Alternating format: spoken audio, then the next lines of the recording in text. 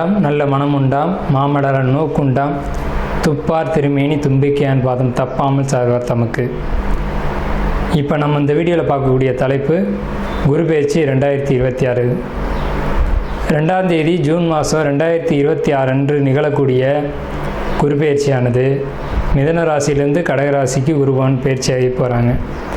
அந்த கடகராசி அப்படிங்கிறது குருபவனுக்கு உச்ச வீடு.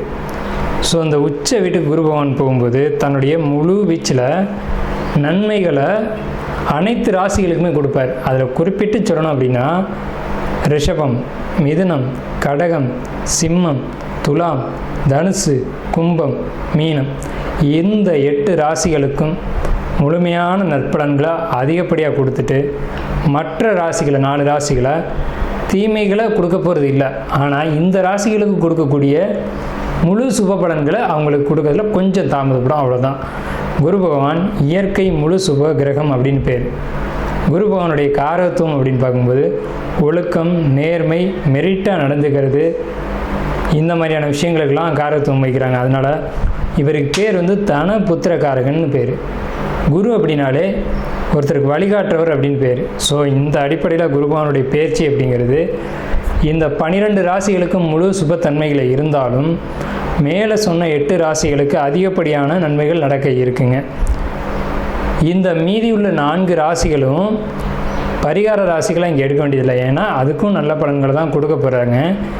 இருந்தாலும் இந்த 12 ராசிக்காரங்களும் இந்த 2ஆம் தேதி மார்ச் மாதம் 2026 வருஷம் டைம் நீங்கள் பார்க்க வேண்டிய அவசியம் இல்லை.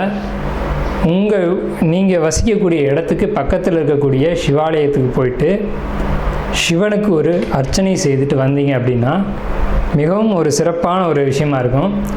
குரு பகவானை வழிபடுறது மூலமாக ஒருத்தருக்கு தனம் கிடைக்கும், கல்வி கிடைக்கும், பொருளாதாரம் கிடைக்கும், சமுதாயம் அந்தஸ்து கிடைக்கும், கௌரவம் கிடைக்கும். நம்ம சொல்கிறோம் இல்லைங்களா, ஒயிட் காலர் ஜாப்னு சொல்கிறோம் இல்லைங்களா, பேங்க்கில் வேலை பார்க்கக்கூடியவங்க, பணத்தை எண்ணக்கூடியவங்க, அழுக்குப்படாமல் வேலை செய்யக்கூடியவங்க, இந்த மாதிரியான விஷயங்களுக்கு காரத்துவம் வைக்கக்கூடியவர் யாருன்னு கேட்டிங்கன்னா குரு பகவான் தான். அதுலேயும் கடகராசியில் குரு வர்றது அப்படிங்கிறது கஜகேசரி யோகம்னு பேர். கஜகேசரி அப்படின்னா 100 யானைகள் சண்டையிட வரும்போது ஒரு சிங்கம் எதிர்த்து போட்டிட்டு அந்த 100 யானைகளையும் விரட்டி தள்ளுறது அப்படின்னு பேர். ஸோ இப்படிப்பட்ட கஜகேசரி யோகத்தில் நிகழக்கூடிய இந்த குரு பெயர்ச்சி 2026ஆம் ஆண்டு அப்படிங்கிறது 12 வருஷத்துக்கு ஒரு முறை ஒரு சிறப்பு வாய்ந்த ஒரு வருஷமாக இருக்கும். இதுக்கு பிறகு இன்னொரு 12 வருஷம் கழித்து தான் இந்த ஒரு சிறப்பான ஒரு குரு பெயர்ச்சி அப்படிங்கிறது நிகழும். ஸோ உங்களுக்கு இந்த குரு பெயர்ச்சி கடகராசிக்கு பயிற்சி ஆகுது. குரு பலன் அப்படின்னு பார்க்கும்போது சந்திரன் என்ற வீட்டுக்கு, அதாவது கடகராசிக்காரங்களுக்கு அல்லது ரிஷபராசிக்காரங்களுக்கு, மேலே சொன்ன இந்த 8 ராசிக்காரங்களுக்கும் குரு பலன் அப்படிங்கிறது வந்துடும். ஸோ குரு பலன் வந்துருச்சு அப்படின்னாலுமே திருமணம், குழந்தை பாக்கியம், பொருளாதாரம், வேலைவாய்ப்புகள் போன்ற அனைத்து விதமான சுபகாரியங்களும் நடக்கும். சுபகாரியம் நடக்கணும் அப்படின்னா குரு பலன் வேணும். சந்திரன் என்ற வீட்டுக்கு குரு வர்றது, அவர் வீட்டுக்கு சந்திரன் என்ற வீட்டுக்கு 2ஆம் வீட்டில் குரு வர்றது, சந்திரன் என்ற வீட்டுக்கு 5ஆம் வீட்டில் குரு வர்றது, சந்திரன் என்ற வீட்டுக்கு 7ஆம் வீட்டில் குரு வர்றது. இப்போது மகர ராசிக்காரங்களுக்கு 7ல் குரு, இதுவே மீன ராசிக்காரங்களுக்கு 5ல் குரு, இப்படி 5, 7, 9, 11. இப்போ அந்த அடிப்படையில் பார்க்கும்போது மீன ராசிக்காரங்களுக்கு 5ல் குரு, தனுசு ராசிக்காரங்களுக்கு அது விழுகாது. இதுவே விருச்சிக ராசிக்காரங்களுக்கு 9ல் குரு. அப்போ விருச்சிக ராசிக்காரங்களுக்கு குரு பலன் இருக்குது 11. கன்னி ராசிக்காரங்களுக்கு 11ல் குரு. ஸோ இவங்களுக்கெல்லாம் கன்னி, கடகம், விருச்சிகம், மகரம், மீனம் இந்த ராசிக்காரங்களுக்கெல்லாம் குரு பலன் அப்படிங்கிறது நிகழ்ந்திருக்கு. நட்சத்திரங்களுடைய வரிசையில் 23வது நட்சத்திரமான அவிட்ட நட்சத்திரம். வீண் கோபங்களையும் பிடிவாதங்களையும் தவிர்க்கணும். நல்லா கவனிங்க, 27 நட்சத்திரங்கள்லேயே 100க்கு 100% அமோகமான அற்புதமான குரு பெயர்ச்சியினுடைய யோகத்தை முழுமையாக வாங்கக்கூடிய நட்சத்திரம் எதுன்னு கேட்டிங்கன்னா அவிட்டம் தான். இந்த வருஷம் தொடங்கி அடுத்த வருஷம் வரைக்கும் எந்த மாதத்துலேயும் உங்களுக்கு ஒரு சரிவுன்றது இருக்காது. அப்படி ஒரு வேளை இருக்குன்னா உங்கள் ஜாதகத்தில் தசாபுத்திகளுடைய பாதிப்புகள்னால இருக்கும். அதையும் இது சரி பண்ணிவிடும். ஏன்னு கேட்டிங்கன்னா உங்களுக்கு செவ்வாய் முழுக்க முழுக்க பலமாக இருக்கார்.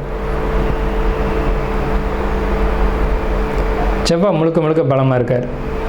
ஸோ உங்களுக்கு வந்துட்டு கரெக்டாக சொல்லணும் அப்படின்னம்னா, எடுக்கக்கூடிய முயற்சிகள் அப்படிங்கிறது வீடு கட்டணும் அப்படின்னு நீங்கள் சிந்திக்கிறது சரியாக ஜூலை மாதத்துக்கு பிறகு அக்டோபர் மாதம் வரைக்கும் இருக்குது.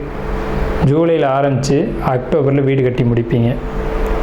கிரகப்பிரவேசம்ன்றது நவம்பரில் நடக்கும். ஸோ இந்த மாதிரியான ஒரு அமைப்பு, உங்களுக்கு வீடு கட்டக்கூடிய அமைப்பு, வாகனம் வாங்கக்கூடிய அமைப்பு அப்படிங்கிறது முழுமையாக இருக்குது. பொருளாதார வெற்றியை மிகப்பெரிய அளவில் சந்திக்கக்கூடிய அமைப்பு இந்த ஆண்டு தான் உங்களுக்கு இருக்குது. இந்த 12 வருஷங்களுக்கு பிறகு மிகப்பெரிய அளப்பரிய பொருளாதார வளர்ச்சியை நீங்கள் சந்திப்பீங்க. குறிப்பிட்டு சொல்லணும்னா ஜூலை ஆகஸ்ட் இந்த மாதங்கள், ஜூலை ஆகஸ்ட் செப்டம்பர்லாம் பார்த்திங்கன்னா பெரிய அளவிலான பொருளாதார முன்னேற்றங்கள் உங்களுக்கு இருக்கும்.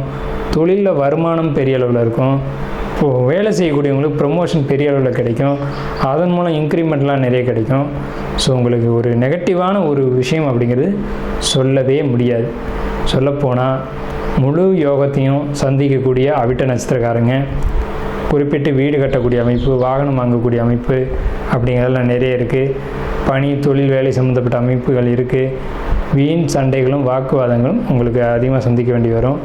ஏன்னா இப்போ நம்மகிட்ட பணம் காசு அப்படின்னு வரும்போதே சில சிக்கல்களை நம்ம சந்திப்போம். அதை மட்டும் தவிர்த்துக்கிட்டீங்க அப்படின்னா நல்லது.